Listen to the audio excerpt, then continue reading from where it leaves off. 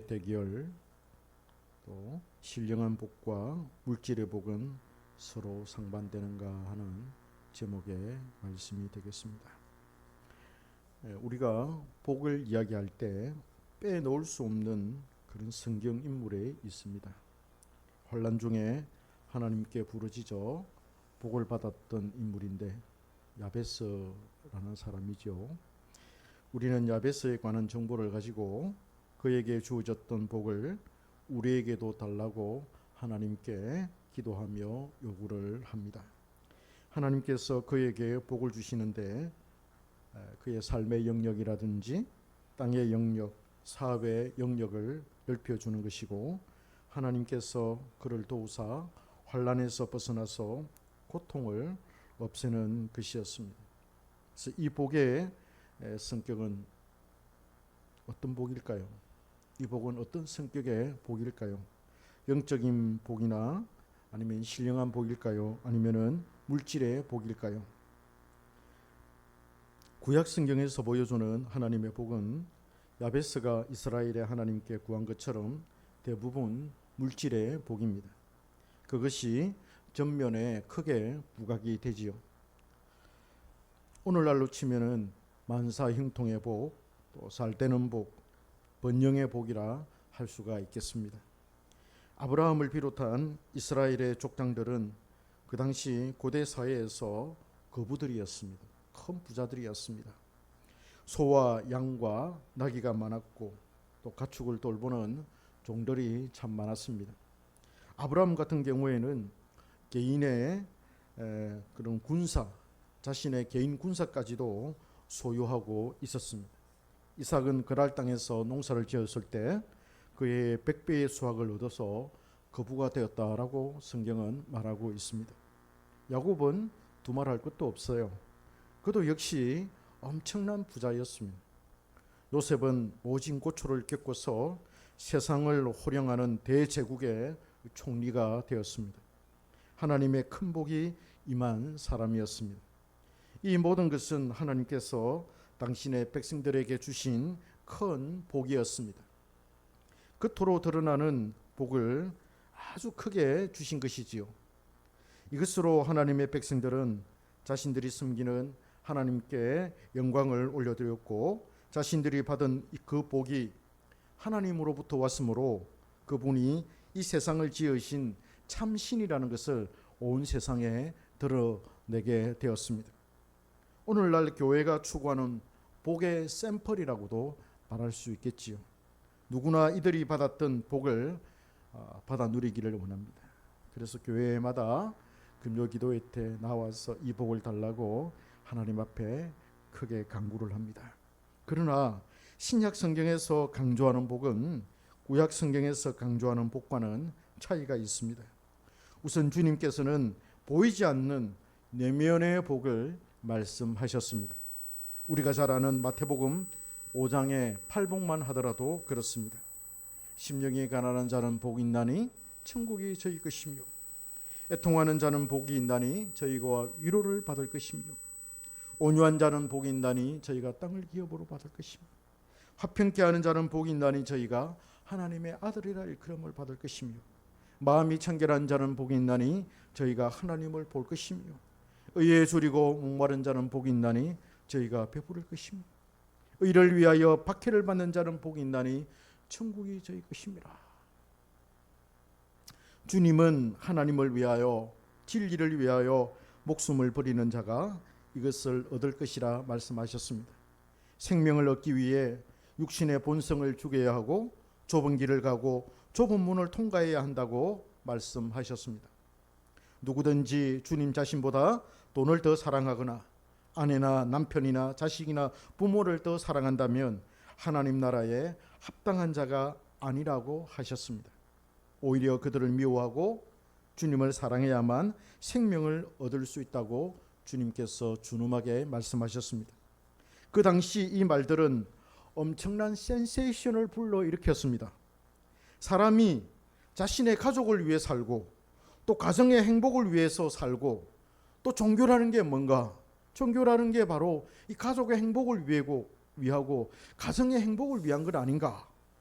사람이 자신의 가족을 위해서 살아야지, 자신의 딸들과 아내와 부모들을 위하여 살아야지, 그걸 위해서 우리가 종교를 믿는 것이고 그런 것이지, 그러면서 하나님을 믿는 이유도 모든 것이 다 잘 되기 위해서 믿는 것이고, 또 삶의 근본 토대에 복을 받기 위해서 우리가 하나님을 믿는 것인데, 그런데 가족을 버리라고 그러고 삶의 근본 토대도 버리라니 이게 말이 되느냐? 말이 되지 않는다라고 그들은 생각을 했습니다. 제자들도 아리송해서 다시 질문을 하기도 했습니다. 그러나 주님은 마태복음 13장에서 천국이 무엇이냐라고 말씀하실 때, 천국을 소유하기 위해서는 자신의 모든 것을 포기해야 한다라고 말씀을 하셨습니다. 자신이 가장 아끼는 것, 자신이 가장 좋아하는 세상의 것을 팔아서 천국을 사야 한다라는 것이었습니다. 그만큼 천국은 궁극적인 가치를 지니고 있기에 그 가치를 아는 사람은 그리 한다는 것이죠.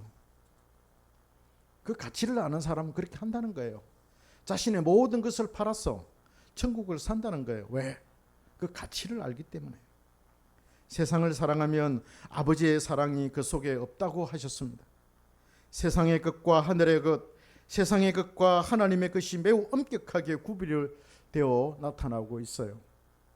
바울은 주님의 이러한 복에 관한 말씀을 깊이 이해하고서 하늘에 속한 신령한 복이라고 이름을 붙여서 부릅니다. 바울은 하나님을 아는 것, 하나님과 교제하는 것, 하나님 안에 있는 것, 성령의 인도를 받아 그리스도를 깊이 알며 그리스도 안에 거하며 그와 함께 사는 삶이 이 세상에서 가장 큰 복이며 신령한 복이라고 말합니다.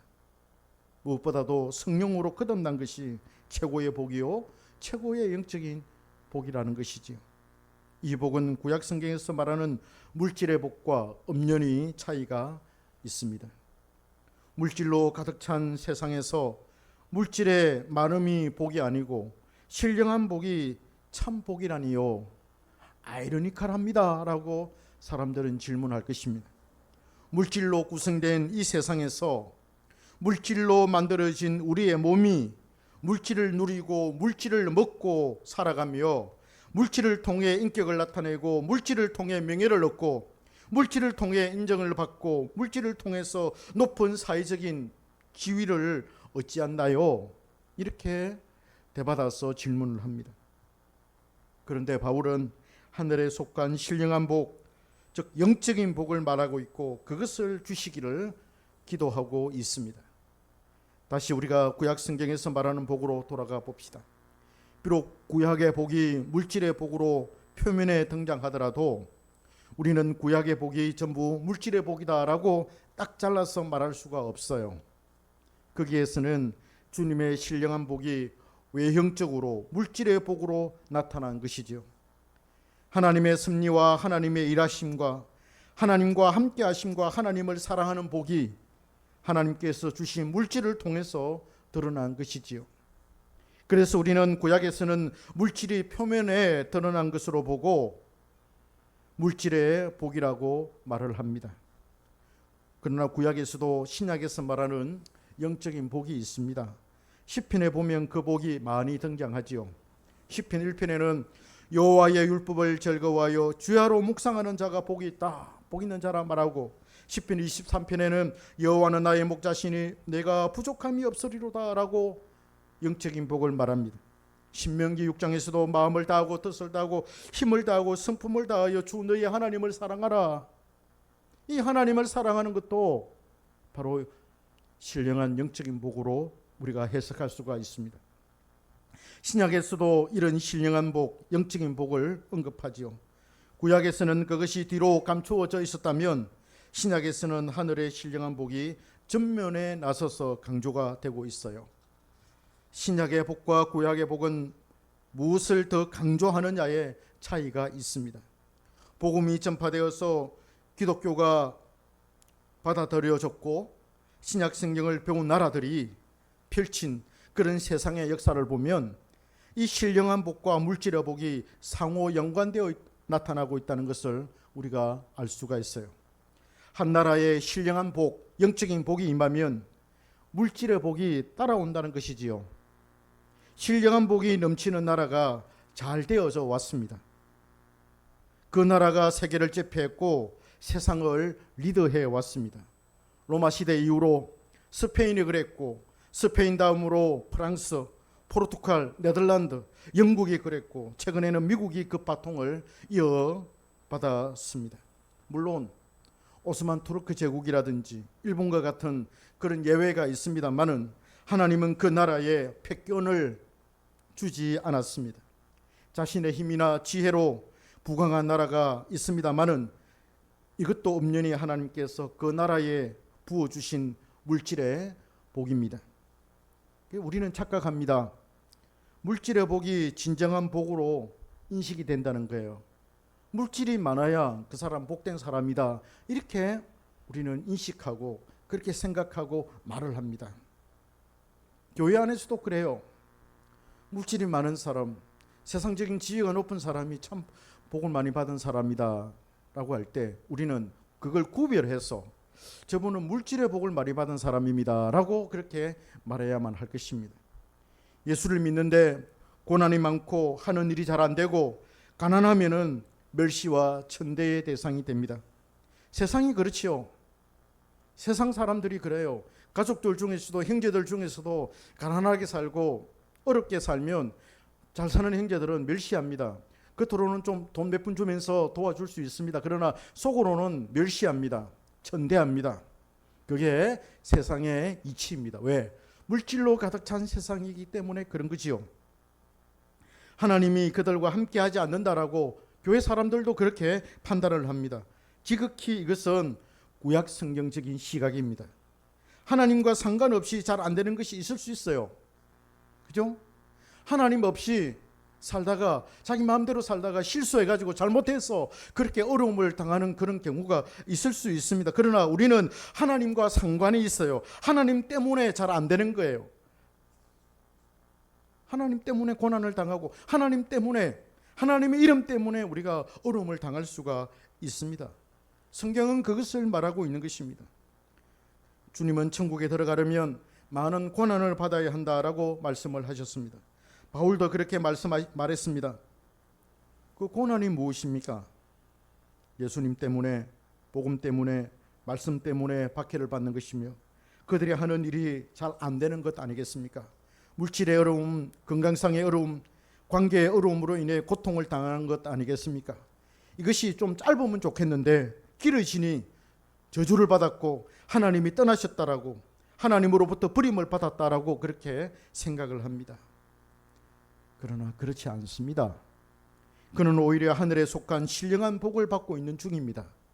그 고난을 통해서 그는 하늘에 속한 신령한 복을 받고 있는 것이에요. 할렐루야. 사람이 고난을 당하지 않으면 결코 이 복을 얻을 수 없고 누릴 수도 없어요. 이건 하나님께서 정해놓으신 진리입니다. 영적인 법칙입니다. 그래서 시편 기자는 고난이 내게 유익이라고 하였던 것이지요. 아이가 어려운 훈육 과정을 겪지 않으면 철이 없어서 늙어도 철없는 사람으로 살아가는 것처럼 신앙도 하나님의 고난의 훈육이 없으면 하나님의 신령한 은혜와 복을 깨닫거나 누리지를 못합니다. 하늘에 속한 신령한 복을 받아 누린다 하더라도 그것에 따라오는 물질의 복에 함몰되는 경우가 비일비재합니다. 그 복에, 물질의 복에 전복되어 버리죠. 그래서 그 복이 전도되고 입장이 바뀌어서 내가 받은 신령한 복이 위축되거나 약화되어서 물질의 복이 더 강하게 나타나는 경우가 생겨납니다. 솔로몬이 그랬습니다. 솔로몬과 다윗은 이 부분에 있어서 약간의 차이를 보이고 있는데요. 그의 아버지 다윗은 모진 고난과 환난 가운데서 왕이 되었습니다. 그는 하나님으로부터 엄청난 고된 훈련을 받았습니다. 그래서 그는 하늘에 속한 신령한 복을 엄청나게 누렸고 또 물질의 복도 크게 누렸습니다. 다윗의 신앙이 나타나는 현상이 바로 이것입니다. 하늘에 속한 신령한 복을 누릴 때는 영혼의 기쁨과 만족과 즐거움을 누렸지만 육체의 쾌락과 물질의 복에 빠졌을 때는 언제나 그는 죄를 짓게 되었습니다. 오늘 잘 들어야 됩니다. 잠 많이 오지 마인데. 집중합시다. 그것으로 그는 가정의 우환을 겪게 되었고 급기야 왕궁에서 쫓겨나는 비참함을 겪게 되었습니다. 그의 인생의 여정과 신앙의 여정 속에서 이 두 복이 서로 엎치락 뒤치락 거리는 것을 우리가 볼 수 있어요. 그의 아들 솔로몬은 처음에는 하늘에 속한 신령한 복으로 자신의 영혼의 기쁨과 만족을 누렸고 그것으로 나라를 다스렸지만 갈수록 그는 물질의 복으로 빠져들고 치장을 하게 됩니다. 하나님께서 그 복으로 당신의 위대하심과 놀라우심을 드러내셨지만 그러나 솔로몬의 영혼은 죽어가고 있었습니다. 아예 물질의 복이 그를 압도하고 말았습니다. 그가 먹는 음식, 그가 사용하는 금그릇과 금으로 된 왕의 의자와 그가 건설하는 도시와 건축물들과 사회 시스템은 가히 전 세계의 어뜸이었습니다. 성경은 그가 얼마나 많은 맛있는 그런 음식을 먹는지, 그의 종들이 얼마나 많은 그런 고기를 먹는지, 그 고기의 수, 짐승의 음식으로 사용되는 그 짐승의 숫자까지도 성경은 기록하고 있습니다. 그는 그것으로 자신의 위대함을 나타내었고 명예를 얻었습니다. 타국의 왕들이 그 눈부신 발전상을 보기 위해서 이스라엘을 찾을 정도였습니다. 그러나 솔로몬이 얻은 물질의 복은 나라를 영적으로 병들게 하였습니다. 넓은 마음과 넓은 관계를 통해서 이방의 여인들이 왕의 아내가 되었고 그 여자들이 가지고 온 우상이 이스라엘 안에 가득하게 되었습니다. 물질을 탐하는 나라가 되었고 물질을 최고로 여기며 물질을 우상으로 섬기는 나라가 되었습니다. 그러나 그의 아버지 다윗은 그 정도는 아니었죠. 하나님께서 다윗을 당신의 마음에 합한 자라 할 정도로 다윗은 신령한 은혜, 영적인 은혜를 누린 사람이었습니다. 그는 중간에 실수가 있었고 죄를 짓는 경우가 있었지만 결국 회개하고 주님께로 돌아왔습니다. 신약 성경으로 치면은 신령한 복으로 다시 돌아온 것이지요. 물질의 복에 빠졌다가 거기에서 헤어나와서 하나님이 주시는 신령한 복, 영적인 복으로 다시 돌아온 것이었습니다. 솔로몬도 말년에 뉘우치는 기색이 역력해 보였지만은 다윗만큼 선이 분명한 회개가 보이지 않습니다. 우리는 그저 그의 회개를 추측할 뿐이지요. 이것이 다윗과 솔로몬의 차이라 할 수가 있겠습니다. 우리 주님은 사람이 떡으로만 살 것이 아니라고 말씀하셨습니다. 그러나 하나님의 입에서 나온 말씀으로 살아야 한다고 하셨습니다. 여기서 강조되는 것이 순서입니다. 하나님의 말씀이 먼저 나오지요. 주님은 먼저 그의 나라와 의를 구하라. 그리하면 이 모든 것을 너희에게 더하여 주시리라고 하셨습니다. 말씀과 하나님 나라와 그의 의가 먼저 나오고 그 다음 떡이 나오고 물질이 나옵니다. 주님은 여기에서 밸런스를 말씀하십니다. 순서의 밸런스를 갖추어야 한다는 것이죠. 이 밸런스를 잘 맞추는 게 바로 신앙생활입니다. 물질의 복이 튀어나와서 앞서려고 할 때 신령한 복이 그것을 제어해야 합니다. 그래서 우리에게는 영적인 복, 신령한 복을 보는 영적인 안목과 가치관이 필요하지요. 성령으로 거듭나지 않으면 결코 이 가치관은 우리 안에 생겨나지 않습니다. 귀한 것을 귀한 것으로 볼 줄 아는 눈이 있어야 되는데 그 눈이 없는 사람은 여전히 물질의 노예가 되고 물질을 귀하게 여기는 사람일 수밖에 없는 거예요. 성령께서 우리 안에 거하시고 우리의 본성을 변화시키시며 우리를 가르치실 때 우리는 영적인 것, 하늘에 속한 신령한 것을 볼 수 있고 그 가치를 알 수가 있어요. 그럼에도 불구하고 우리에게 반드시 고난이 찾아올 것입니다. 나에게 찾아온 그 고난을 어떻게 이해하고 해석하여 받아들이는가가 매우 중요합니다. 고난은 내가 하나님의 신령한 복과 은혜를 받는 관문이기 때문입니다. 고난이 없으면 하나님의 신령한 복을 사모하지도 않고 추구하지도 않습니다. 고난이야말로 신령한 복을 관념으로만 아니고 정신적으로 이성적으로 알매만 그치는 게 아니라 전인격적으로 그 신령한 복을 느끼며 그걸 향유하게 됩니다. 그것이 우리의 정체성이 되지요. 우리에게 꼭 필요한 게 바로 이 복입니다. 할렐루야. 주님은 이 복을 먼저 구하면 물질의 복도 주신다고 말씀하셨습니다. 항상 신령한 복을 먼저 구해야 하고 그 복만을 사모해야만 할 것입니다. 이 복이 임하면 물질의 복은 필요한 만큼 자연적으로 따라올 것입니다. 여러분, 미국이라는 나라가 그런 나라 아닙니까? 청교도들이 세운 나라. 물론 다양한 그런 인종들, 다른 나라 사람들도 미국에 와서 정착을 했지만은, 그러나 미국의 그 정신의 뿌리를 내린 것은 청교도 정신이지 않습니까? 그들의 신앙의 뿌리지 않습니까? 하나님 말씀대로 바로 살려고 노력했던 그들, 하나님의 영적인 신령한 복을 먼저 구했던 그들에게 하나님은 세계를 제패하는 큰 복까지 허락해 주셨던 것 아니겠습니까? 솔로몬도 마찬가지지 않습니까? 그가 어린 나이에 왕이 되어서 큰 마음의 부담을 가지고 하나님 앞에 1000번제를 드렸더니 하나님께서 네가 구하는 것이 뭐냐? 라고 했을 때 그는 물질을 구하지 않았습니다.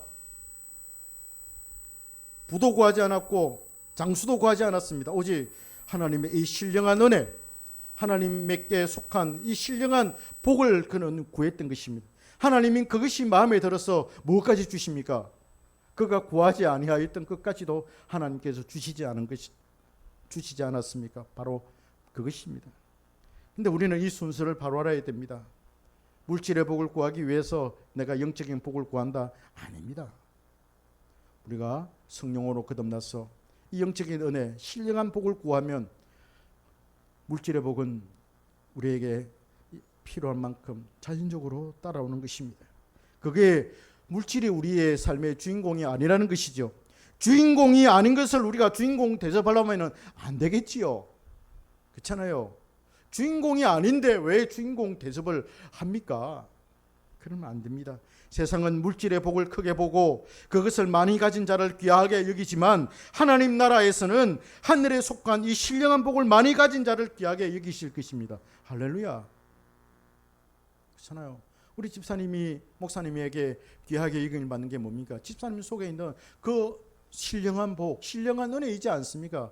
그래서 저분이 참 귀하다 이렇게 생각되는 거죠. 마찬가지로 집사님도 목사님이 참 귀하다, 저 목사님은 참으로 신령한 은혜를 많이 누리는 목사님이다 이렇게 생각되잖아요. 거기서 신뢰가 오잖아요. 할렐루야. 그겁니다. 우리 교회는 그래서 이 신령한 복을 많이 받은 사람을 아주 귀하게 여기는 그런 교회이지 않습니까? 아주 건전한 건강한 교회지요. 할렐루야.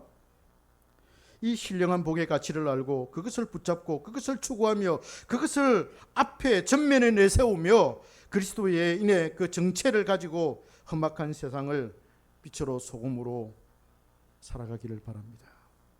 이 신령한 영적인 복, 신령한 복을 추구합시다.